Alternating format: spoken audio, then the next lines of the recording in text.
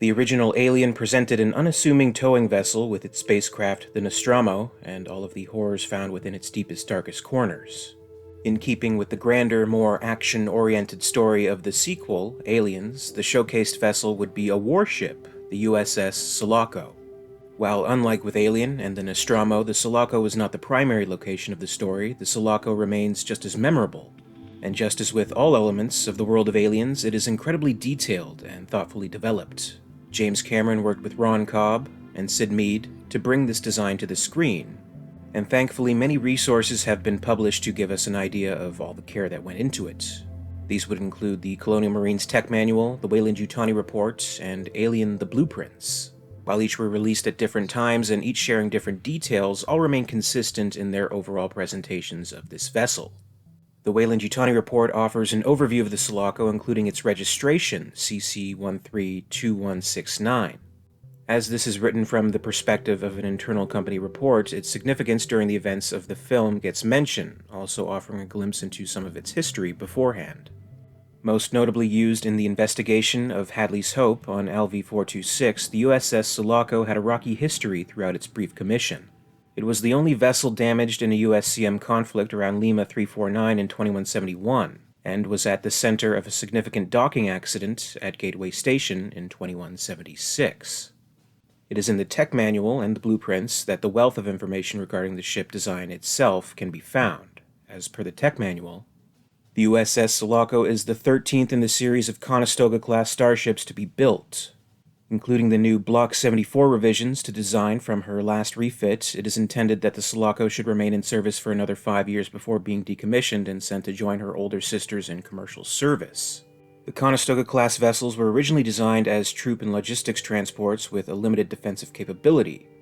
However, this role has evolved over years of operational use from a fleet prime mover into that of a light assault ship with secondary responsibilities for space control and orbital bombardment support. Over 285 meters in length and mass some 78,000 metric tons, the Conestogas are designed to an 8-17-0 layout, an asymmetric configuration which offers the optimum cargo capacity within a compact and well-armored hull. The space frame extends forward and aft of the vessel's primary power system, a Westinghouse A-59 fusion reactor with a maximum generating output of 3.6 terawatts. Like most military vessels, the Conestogas use a lithium hydride or dry fusion plant. The basic fuel for the plant is the crystalline powder from lithium hydride. The specific gravity of the fuel is 0.82 metric tons per cubic meter, making it extremely space efficient, avoiding the problems of cryogenic storage associated with civilian reactors fueled by heavy hydrogen isotopes such as deuterium and trillium. The lithium hydride plant accepts the powder in very fine form, allowing it to be shipped and pumped as if it were a liquid, and administered into the power plant as a blown dust. The powder must be stored in double-lined containers to prevent contact with water, otherwise it will disassociate and react violently. The fusion process comes directly from disassociated lithium hydride, liberating considerable energy from the fuel with no waste product. Activation energy is extremely high, requiring magnetic containment field densities and confinement times much greater than conventional fusion reactors. Typical core temperatures run at about 600 million degrees Kelvin, and densities are maintained at around 5 by 10 to the power of 15 nuclei per cubic centimeter. With typical conversion efficiencies, this yields about 40 square meters per liter of plasma and deliverable power, mostly generated by magnetohydrodynamic coupling. Fuel consumption is approximately 1/4 of a milligram per second per liter. At this rate, about 900 metric tons of fuel will supply the plant at a maximum power for 1 year. The reactor is fully safeguarded against battle damage and is designed to go cold shutdown the instant the reaction chamber is breached. In the event the cooling system is ruptured by hostile fire, cold shutdown protocols are initiated and the dangerously hot coolant is vented directly into space. In such an instance, auxiliary power would be provided by a battery of 4 Continental AS-4B and AV-5 series magnetohydrodynamic turbines, generating between 20 and 40 megawatts each. Astern of the Fusion Taurus is the drive section. The Conestoga-class vessels employ a dual-drive system for faster-than-light and sublight travel and maneuver. For sublight thrust and maneuver, the vessel employs 4 Gates-Heidmann GF-240 rocket motors, powered directly by the fusion drive. Reaction mass is simply placed in contact with fusion plasma, which heats it. The heated gas is then expelled as for a rocket engine. The reaction mass is industrial carbon diamond, which sublimates easily in the high reaction heat and creates gaseous thrust without requiring combustion. Carbon diamond is preferred to other reaction masses because of its ease of manufacture, storage, and high density. It also leaves no telltale radio emissions in the spacecraft's wake as it cools. Thrust is controlled by changing the flow rate of carbon through the engine. High flow rates result in little heating, consequently a high thrust, low efficiency burn. Allowing the carbon mass to come to near equilibrium with the fusion plasma requires much lower flow rates and produces a very efficient, albeit low thrust, drive. Running wide open, each engine can generate thrusts in excess of 35,100 metric tons per engine, the total power giving the vessel a specific excess power ration of over 1.8 to 1. Although fuel consumption is extremely high and the thrust can only be sustained for short periods. More commonly, the engines run at a fraction of maximum, allowing for a gentle, fuel-efficient burn. For FTL travel, a Romber-Rockwell Cygnus 5 hyperdrive tachyon shunt is used to accelerate the vessel through the light barrier. The hyperdrive initiates tachyon quantum jumps by creating an intense virtual mass field while at sublight velocity. As the mass field expands to supercritical levels approaching infinity, a subquantum transition into tachyonic state takes place, and the mass of the starship is converted into mirror-image tachyons of the same energy. In a tachyonic state, the vessel can travel no slower than the speed of light whilst remaining in real space. Speed is controlled by altering the energy state and mass of the ship. Shedding mass will speed the ship, whilst increasing mass will slow it. Hyperdrive field density and the intensity of the virtual mass field is controlled by a bank of 480 to 510 miles per tachyon field accelerators. For regular operations, the system is capable of sustaining a high cruising speed of 0.74 light-years per sidereal day. Forward of the fusion torus, the space frame is constructed of bonded alloy and composite spars which are resilient enough to withstand great accelerations, but sufficiently pliant to bend and flex during the stresses of atmospheric re-entry. The hull casing is for the most part a single armored skin. This skin is heavier than that found on conventional space transports and consists of a laminated shell of insulator, alloy micrometeorite shielding, composite armor protection, and aerogel layers. Protection against kinetic kill weapons, as with all space vessels, is limited, but the aerogel layers can dissipate absorbed radiation doses up to 180 kilograms from directed energy weapons. Protection against kinetic kill weapons is, as with all space vessels, limited, but the aerogel layers can dissipate absorbed radiation doses of up to 180 kilograms from directed energy weapons. The foremost section of the starship forms the vessel's capacious cargo hangars. Access to those hangars is via the 5 25 by 10 meter loading doors to either side of the hull, and 2 movable H-frame cranes slide on exterior tracks to assist in loading at any of these doors. The cargo hangars have a capacity of 1.2 million cubic meters and may be used for logistic transportation, troop transport, or as ad hoc shuttle launch bays. Below the cargo area, there is a dedicated shuttle/dropship hangar and launch bay, with the capacity to handle up to 4 shuttles at any one time. Shuttles and their cargoes may be moved between the cargo and launch hangars via a 30 by 30 meter cargo hoist. Due to the heavy demands of life support systems and the inverse relativistic effects of travel at superlight speeds, crew and personnel are usually stored for extended periods in cryogenic hypersleep capsules. While in hypersleep, the ship's automated systems maintain the crew's body functions at enormously slowed rates, reviving them when they reach their destination. This revivification process can take up to 20 minutes and is a perfectly safe process for a healthy individual. There are sufficient capsules for up to 90 crew and passengers aboard each starship, although facilities exist for installing up to 2,000 more in the cargo hangars and for the transportation of troops. Artificial gravity, a necessity for the maintenance of health and operational efficiency during prolonged spaceflight, is produced by a bank of synchronized gravity field generators situated throughout the habited length of the space frame. These established a polarized up-down axis at a steady acceleration of 1.0 g, though this may be altered to allow crews and troop personnel to acclimatize to differing terrestrial gravities. An inertial dampening system based on a series of additional laterally coupled gravity generators protects the crew and contents from accelerations at sublight speeds. More of the Sulaco's interior is explored. In the Blueprints publication, further interior schematics are shared and some additional details are outlined. This includes the Ready Room, one of 2 located adjacent to the shuttle/dropship launch hangar. Comprising an armory, personnel lockers, and a pilot briefing room, the space supports 36 Colonial Marines with a further 36 personnel in the second. Freight and personnel elevators and a stairwell at the rear provide access to other parts of the ship, including the cargo hangars where additional support areas are located. The tech manual continues. In keeping with the USASF and USCMC requirements for safety and the trend towards reduction of crew workloads, the operation of the USS Sulaco and her Conestoga-class sister ships is fully automated. To run the onboard systems, the Sulaco employs a 28TB Carbo 60-core mainframe situated behind the flight deck. While part of the system regulates all the starship's autonomic functions, including power generation, life support, auto repair, and emergency subsystems, most of the main computer's capacity is used to run a powerful logic driver commanding the navigation, drive, and defense functions. This effectively permits the vessel to pilot itself and fight space battles without the assistance of a crew who might be incapacitated or in hypersleep. A starship's central processor is intelligent enough to make informed decisions regarding navigation, rules of engagement, pursuit and escape, though these decisions may be overridden at any time by the vessel's commanding officer. Access to the computer is available from the main flight deck and command consoles in several locations, including the processor core and the drive engineering section. The system is self-diagnostic, and redundancy is provided by an 8TB backup mainframe situated forward of the Fusion Taurus. In the event of total system failure, a third tier of localized systems can continue to regulate the vessel's autonomic functions until the main computers can be brought back online. Damage control in battle is handled mainly by the automatics. In the event of catastrophic damage to the Fusion Taurus, the entire reaction assembly can be jettisoned before it explodes and the backup power systems brought online. Since the entire hull is compartmentalized, hull breaches can be easily isolated and valuable life support cut off from damaged sections.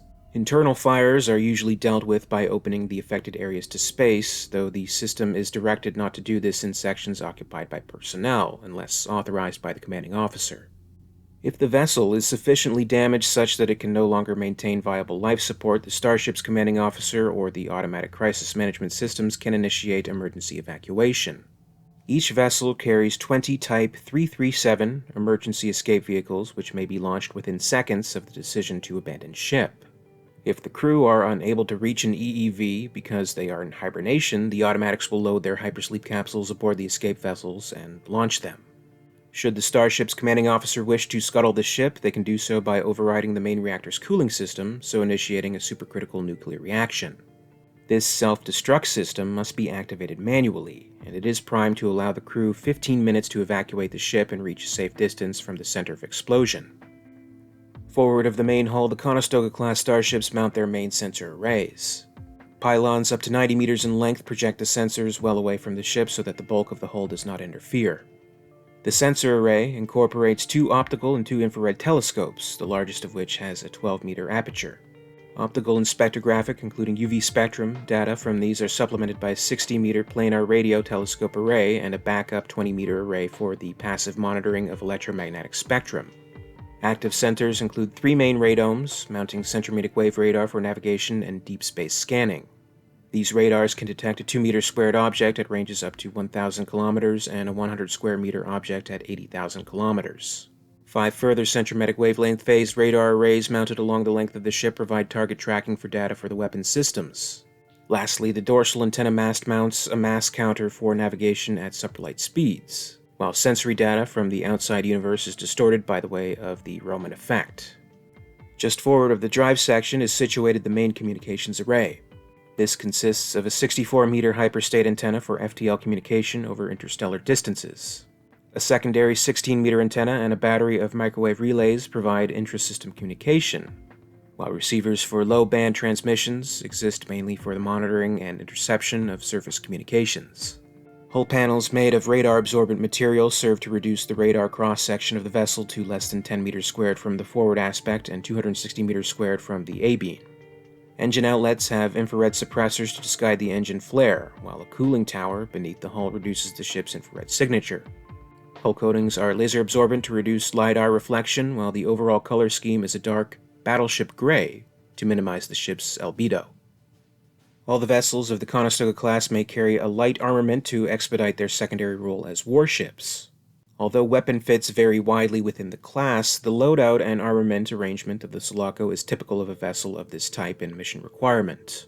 For its main armament, the Sulaco carries 8 XIM-28A Long-Lance ASAT missiles in its dorsal launch bay. The XIM-28A is a 5.6-meter anti-satellite missile powered by a 2-stage Lockmart LP-12 solid rocket booster. Upon release from the launch bay, the first stage motor ignites and accelerates the missile away from the launching ship. After 4 seconds, the first stage burns out and the missile coasts the rest of the way toward the target. The second stage ignites when the missile enters its terminal phase to provide the necessary burn to complete the intercept against the target. A coolant jet system in the tail helps mask the motor's infrared and UV signature when it burns. The weapon is designed to be launched under inertial guidance to the vicinity of an enemy ship, at which point the passive and active sensors aboard the missile begin its scan for the target. The option of mid-course update is included to allow corrections to the missile's velocity vector as new or more accurate target solution data is compiled back in the launching ship. Secondary armament consists of a pair of 800 MeV turbo-alternator-powered neutral particle beam weapons, firing into the starship's forward cone, each capable of disabling a target's electronics and instrumentation at ranges up to 100,000 kilometers. Sufficient deuterium tanking exists for up to 230 seconds of firing. Short-range armament consists of a dorsal and ventral turret, each mounting twin railgun launchers that fire kinetic ammunition at velocities of over 12 kilometers per second. Despite their high rate of fire, these weapons are less accurate than beam weapons against maneuvering starships or missiles, and have a practical engagement range of less than 100 kilometers. However, since a single hit from a railgun round is capable of causing catastrophic damage to a space target, they remain the most powerful close defense weapon in the starship's inventory. The railguns work by accelerating a charged plasma to high velocities and using it to propel a kinetic round at the targets. They fire up to 30 rounds per minute, and each are fed from an autoloader. Common ammunition loads include alternating kinetic core penetrating and kinetic penetrating incendiary rounds. KCP rounds mass 220 grams each and are composed of steel-sheathed tungsten. KCP rounds that hit their target punch straight through the ship's hull, breaching every airtight compartment until they exit waves and superheating in the pressurized areas. KPI mass 202 grams each and are composed of tungsten-capped plastic composites. They are designed to penetrate the pressure hull, vaporizing after impact into directed plasma hot enough to ignite the very structure of the target ship. In addition, they create a blast overpressure capable of blowing out several sections of a ship. Point defense for the Conestogas is provided by the port and starboard laser turrets. These mount 80 megawatt free electron laser capable of vaporizing small targets such as railgun rounds or disabling incoming missiles and fighters at ranges up to 20 kilometers. A ventral dispenser can deliver 60 orbital fragmentation mines for kinetic kills against low-orbiting spacecraft, while an aft bay is equipped to launch up to 20 decoy balloons and 2 maneuvering decoy drones against incoming enemy spacecraft. A main magazine forward of the shuttle launch bay stores the orbital bombardment ordnance. The Sulaco carries 80 free-fall guided re-entry vehicles capable of carrying a variety of warheads, from bunker-busting kinetic penetrators to high-explosive and nuclear, as well as decoys. This armament, though light, is formidable enough to give the Conestogas a large degree of autonomy when operating far from a fleet or task force. Not only may they carry considerable marine complement, but they may defend and control their immediate space and support their surface component with orbital fire. It is this flexibility that has made the class a mainstay in the Colonial Marines Starlift arms for nearly 20 years. It has been 35 years now since the release of Aliens, and the Sulaco remains one of the most fascinating ships in science fiction history.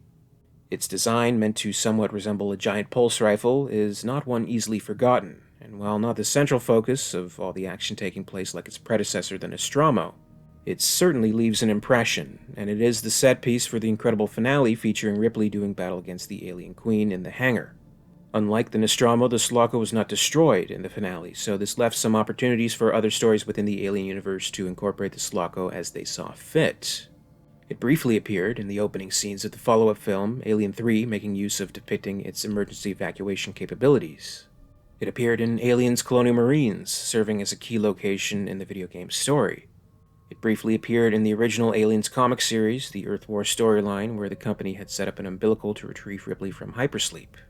It also appeared in the adaptation of Alien 3's unproduced screenplay by William Gibson, as UPP personnel investigate the ship and make some startling discoveries. Outside the series, it even got a name drop in Steven Spielberg's Ready Player One, which was nice to see. It is quite interesting, though, that since the Sulaco remains intact after the events of Aliens, different stories have incorporated it in different ways. Maybe we haven't seen the last of this ship just yet. Do you think it may ultimately appear in the new comics by Marvel, or Aliens Fireteam? Each are set a few years after the events of Aliens, so the fate of the Sulaco could remain a mystery, or they could end up inserting it either as a cameo or even as an important plot point, such as some of the previous mentions. Would that be something you'd like to see, or should the ship remain retired? Comment below and share your thoughts. As I leave you today, I'd like to also mention that we are in the final hours for the campaign for In Search of Tomorrow, the 80s sci-fi documentary I'm taking part in, so if you'd like to support it, this is your last chance. The campaign ends May 4th, which at the time of this upload is less than 24 hours. They've already got some big-name Aliens interviewees, such as Carrie Henn, Mark Rolston, and Jeanette Goldstein, so check out the link in the description below and on the end screen for more information. In the meantime, I'd like to share a special sneak peek at some of the alien-centric interviews they've put together so far. I hope you enjoy. The alien's an alien, the ultimate villain. You're going to be killed by these salivating scum slime coming out. The great Stan Winston. I said, what is that you're working on? He said, go on the other side and I'll show you. And I'm standing in front of it and suddenly the alien comes out of me. I swear to you, I leapt so high in the air, I almost went right over the railing. I had an amazing experience. This alien comes up and grabs me, and it's terrifying. However, for me, it was my friend who was a stuntman in a suit, but it was really fun to see how it all came together. This was models and practical effects, old-fashioned camera moves and lighting. Jim Cameron, genius. They ain't paying us enough for this, man.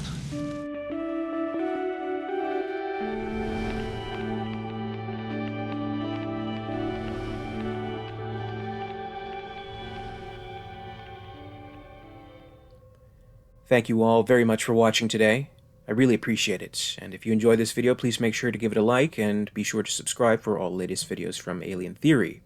A very special thanks goes out to Alyssane, Queen Tier of the Patreon Hive. If you'd like to join the Hive and support the channel, check out my Patreon page for exclusive posts and contests. In the meantime, you can catch up with Alien Theory over social media. Follow at @alien_theory on Twitter and @AlienTheoryYT on Facebook and Instagram for more. And until next time, this is Alien Theory, signing off.